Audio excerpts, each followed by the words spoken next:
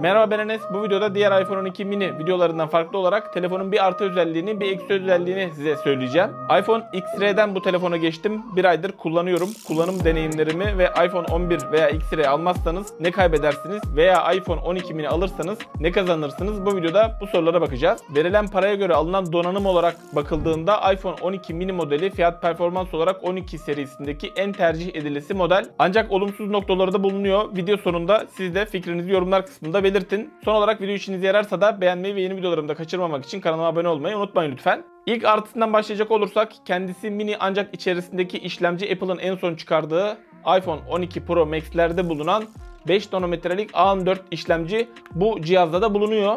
Yine mini olmayan iPhone 12 düz modeliyle mini arasında hiçbir donanımsal farklılık bulunmuyor, batarya ve ekran boyutu hariç. Yani Apple mini model diye teknik özellik açısından herhangi bir şeyden kısmamış. Yine uzun yıllar boyunca yavaşlama olmadan kullanılabilecek bir model olmuş mini modeli. Evet, şimdi bir eksi kısmına geldiğimizde çoğu kişinin de çekincesi olduğu pil konusu. Telefon küçük olduğu için de içine konan pil de çok büyük olmuyor. 2227 mAh'lik bir pil bulunuyor mini modelinde. Günlük kullanımda telefonda daha çok sosyal medya ve video çekimi olarak kullanıyorum telefonu. Beni yarı yolda bırakmadığını söyleyebilirim. Yaklaşık olarak 4,5 ile 5 saat arasında, bazen de 4 saat 15 dakika civarında ekran açık süresi aldım. Ancak çok yoğun bir şekilde telefonu kullanıyorsanız, özellikle oyun oynuyorsanız ve telefonu elimden düşürmüyorum diyorsanız 12 mini modeliyle bir günü çıkarmanız biraz zor olabilir. Yani öğleden sonra ekstra bir şarja takmanız gerekebilir. iPhone XR modelini 2,5 yıldır kullanıyorum. Pil sağlığı %88'e düştü. Yaklaşık olarak da şu anda yine iPhone XR modelinden 4-4,5 saat civarında bir ekran açık kalma süresi alıyorum. Yani mini modeliyle benzer bir pil süresi yakaladım. Burada mini modelinin şu şekilde bir dezavantajı olabilir. 12, 11 veya XR modelinin pilini 3 yıl gibi bir sürede değiştirmeniz gerekirken 12 mini'nin pilini 2-2,5 yıl gibi bir sürede değiştirmeniz gerekebilir. Yani uzun kullanımda pilin dezavantajı olarak düşünüldüğünde. Yine kanalda videosunu yaptığım iPhone SE 2020 modelinin de pilinden epey fazla kişi şikayet ediyordu. Ben 12 mini modelini SE 2020 modeline göre pil performansı açısından daha başarılı buldum. Sabah 6'dan akşam 10'a kadar günlük kullanımımda iPhone XR modeliyle günün sonuna geldiğimde şarjım %25 ile 30 arasında değişiyordu. Mini modeline geçtiğimde ise gün bitiminde şarjım yaklaşık olarak %15 ile %20 arasında oldu. Yani mini modeliyle günün sonuna geldiğimde diğer telefonuma göre daha düşük bir pil yüzdesiyle günü tamamladım. Bu durum aslına bakarsanız pilin bir günde yetmediği anlamına gelmiyor. Sadece pilinizin daha düşük bir seviyede bitirdiğiniz için acil bir durum olduğunda veya pilinizi ne kadar kullanmasanız da o pilin orada durduğu güven hissiyatını biraz alamadım mini modelinden. Yani biraz daha yoğun kullanımda pilim bitebilir, yarı yolda kalabilirim korkusu diyebilirim aslında, benim hissettiklerim daha çok. Eğer daha önce yüksek bataryalı bir telefondan bu mini modeline geçerseniz de, yani bir yanınızda küçük bir powerbank taşıyarak da bu hissiyatın önüne geçebilirsiniz. Bunun bir artısı olarak belki elinize telefonu daha az alabilirsiniz psikolojik olarak şarjınızın bitmemesi için. Pil konusunda mini modelini bir miktar kötülemiş olabilirim. Ancak 4-5 saat gibi bir ekran açık kalma süresiyle bence çoğu kullanıcı için gayet yeterli bir süre diyebilirim. Yani bir günü rahat bir şekilde çıkartabilirsiniz. Ancak burada biraz önce söylediğim gibi, yani uzun vadeli kullanımlarda 2-2,5 yıl gibi bir süre içerisinde bataryasını değiştirmeniz gerekebilir. Yani bu batarya performansını biraz daha düşürdüğü için. Çünkü ben iPhone XR'nin ilk kullandığım zamanlarını hatırlıyorum. Yani bir günde bitiremiyordum şarjını. İkinci güne de kalıyordu çoğu zaman. Şimdi 2,5 yıl sonra bu mini ile aynı performansa denk gelmiş o modelin pil performansı. Ek bir bilgi olarak da 20 wattlık hızlı şarj adaptörü alırsanız eğer 40 dakikada %80 şarjını doldurabiliyor mini modeli. Mini modelinin en önemli artılarından birisine geldiğimiz zaman tek elle telefon kullanmayı özlediğimi hissettim mini modelini kullanmaya başlayınca. Eminim çoğu kişi de benim gibi düşünecektir. Kenar boşlukları, ekran kas oranı gayet başarılı. Kompakt bir telefon olmuş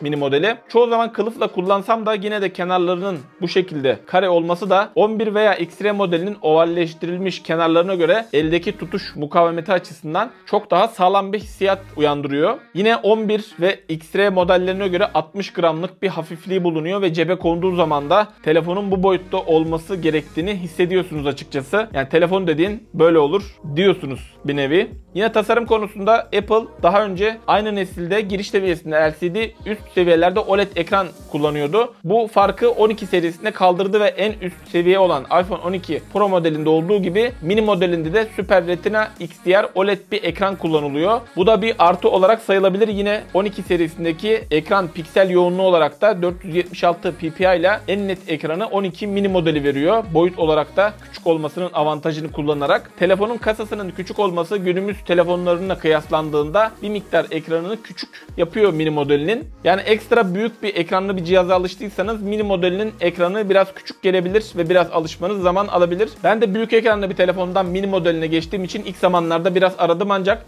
kısa süre içerisinde alıştığımı söyleyebilirim. Yani adı gibi ekranı da mini değil, gayet yeterli ve günlük işlerinizi yapabileceğiniz büyüklükte bir ekranı bulunuyor. Daha önceki telefonumda Türkçe klavye kullanıyordum. Mini modelinde ekran biraz daha ufak olduğu için bu Türkçe klavye kullanımını bıraktım. Yanlış basmalar biraz daha arttığı için. Bu belki bir eksi olarak düşünülebilir. Günümüzde artık içerikler çoğunlukla telefondan kullanılıyor ve eğer içerik tüketirken tek cihazınız telefon olacaksa eğer ve çok fazla oyun ve video izliyorsanız mutlaka almadan önce bir teknoloji mağazasına gidip bu modeli görmenizde fayda var. Evet, bir diğer artı kısmına geldiğimiz zaman kamerası. Kamera olarak 12 modeliyle birebir aynı ve özellikle video konusunda ben de kanalda çektiğim çoğu videoyu mini modeliyle çekiyorum. Hem fotoğraf hem de video olarak çok iyi bir deneyim sunuyor. Hani X-Ray'den veya 11'den 12'ye geçecek kadar bir devrim yok kamerada ancak iyileştirme yapıldığı da belli oluyor. Yine ön kamerada 4K 60 FPS, arka kamerada da 4K 60 FPS'te stabil görüntüler çekebiliyorsunuz. Yine 4K 30 FPS'te de HDR video kaydı imkanı sunuyor mini modeli. Yani video ve fotoğraf konusunda alan kişileri kesinlikle pişman etmeyecektir. Burada bir negatif olarak söylenebilecek 12 ve 12 mini modellerinde 2x zoom yapabildiğimiz 3. kamera ve lidar sensörü bulunmuyor. Lidar sensörü de biraz daha iyi portreler, sanal gerçeklik uygulamalarında işe yarıyor ve gece çekim performansını da biraz daha iyileştiriyor. Ancak bence seçim kriteri olarak etkileyebilecek derecede bir farklılık değil. 12 ve 12 mini modelinde geniş açılı bir kamera kullanılması bence zoom özelliğine göre daha kullanışlı günlük kullanım açısından. Yine artı olarak söyleyebileceğim iOS işletim sistemiyle gelmesi. iPhone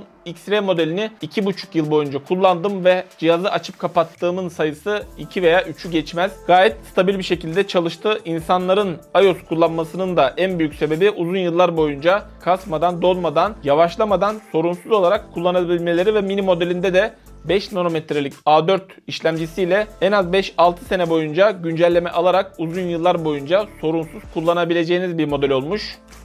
İyi ödüm ama. Yine fiyat olarak alınan donanıma göre ödenen para hesaplandığında neredeyse 2 katına satılan 12 Pro modelindeki aynı donanım bulunuyor mini modelinde ve bence Türkiye'nin alım gücüne göre ne kadar pahalı satılsa da hani fiyat performans olarak en alınası modelin 12 mini olduğunu düşünüyorum açıkçası. Yine şu anki ekonomik durum ve yapılan araştırmalara göre Türkiye'de akıllı telefon değiştirme süresi 4 yıl. Yani bu telefonu alıp eğer temiz bir şekilde kullanırsanız 2-3 yıl sonra zarar etmeden satabilirsiniz. Genel olarak iPhone modelleri ikinci el piyasasında çok daha hızlı ve zarar etmeden satabiliyorsunuz. Bu da iPhone modellerinin genel bir artısı diyebilirim. Güncel fiyatlara baktığımızda video yayınladığım tarih itibariyle bu fiyatları alabiliyorsunuz. Yani 12 modeli 9.000 TL olsaymış gerçekten çok hoş bir fiyat olabilirmiş. Yani 11 modeliyle aralarında epey fiyat farkı bulunuyor. Burada hali hazırda iPhone X-Ray veya iPhone 11 modelini kullanıyorsanız bence 12 modeline geçmenize gerek yok. Yine X-Ray modelini almak yerine az daha ekleyip 11 modelini almanız daha doğru bir tercih olacaktır. Mini modelindeki benim tek şikayetim pili oldu. O da yetmediği için değil, pilim bitebilir, yarı yolda kalabilirim korkusu diyebiliriz buna daha çok. Çoğu kullanıcının da o kadar para verdikten sonra pil konusunda sıkıntı yaşamak istemiyor haklı olarak. Her gülün bir dikeni var. Bu mini modelinin de dikeni pili diyebiliriz belki. Ama yine de cihazın artıları düşünüldüğünde bence sadece pilinden dolayı bu cihazdan vazgeçmeyin. Özellikle de küçük bir telefon kullanmak istiyorsanız.